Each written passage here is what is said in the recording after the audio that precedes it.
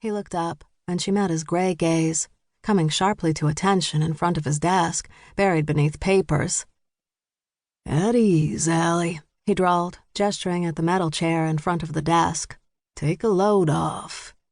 She closed the door and sat down, pretending not to notice the churning in her stomach. "You wanted to talk to me, Chief?" She had to admit it. She was always impressed when it came to Wyatt Lockwood. He was a legend in the SEAL community. Not only had he graduated from SEAL sniper school, but he was brilliant at writing software code as well. He'd even designed his own mission planning app for his team to use, and it never failed. A perfectionist, he still tinkered with it after every op, fine-tuning it in his rare free time, whenever that was. Allie had no idea where he found a spare minute between running the 8-person SEAL team. They were out on a mission 2 or 3 times a month, sometimes for several days or a week at a time. In fact, they'd just gotten back from their latest mission last night. Wyatt leaned back in his creaky chair, its stuffing poking out of the black leather here and there. "Allie, you've been with us since March, and I thought it was time to assess your skills and your work with my team." Great. She knew what was coming.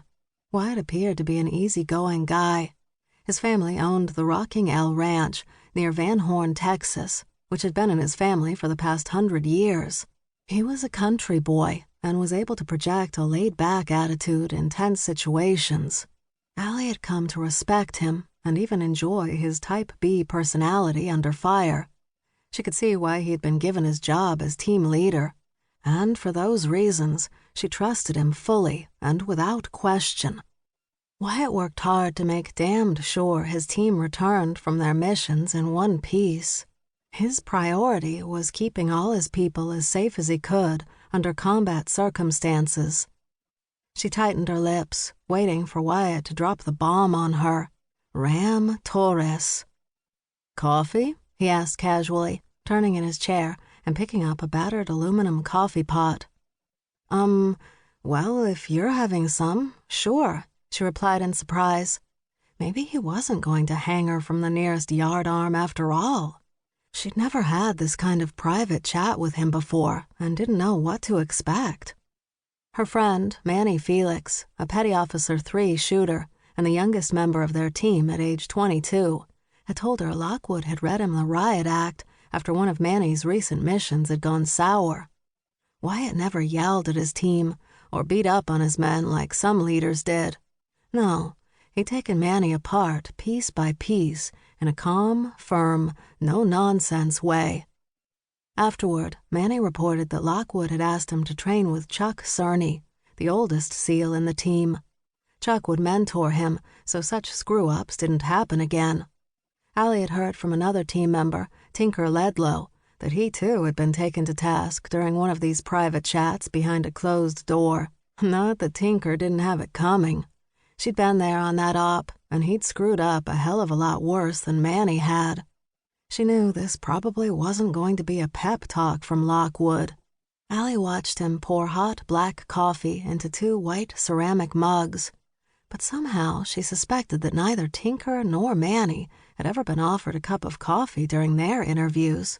All they'd gotten was a Texas-sized verbal frog-strangling thunderstorm raining on their parades. Warily, she took the coffee he offered with a murmured, "Thanks."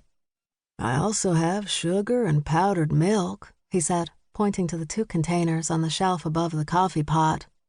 No thanks, Chief." His excessive niceness wasn't gelling with what she'd heard from Tinker and Manny. "Hey, Allie, in here when we're alone, Wyatt will do, okay?" She gave a slight nod. "Yes, okay." Lockwood was known in the ranks as a pretty casual leader. He always called the members of his team by their first names or their nicknames. When he used their last names, it meant he was displeased about something they had or hadn't done on an op. Wyatt sat back and watched Allie watching him. He grinned. "Drink your coffee, Allie. I'm not gonna behead you." "I haven't seen you do that to anyone on the team," she said quietly, hoping she wouldn't be the first. "How are you getting along with the team, Allie?"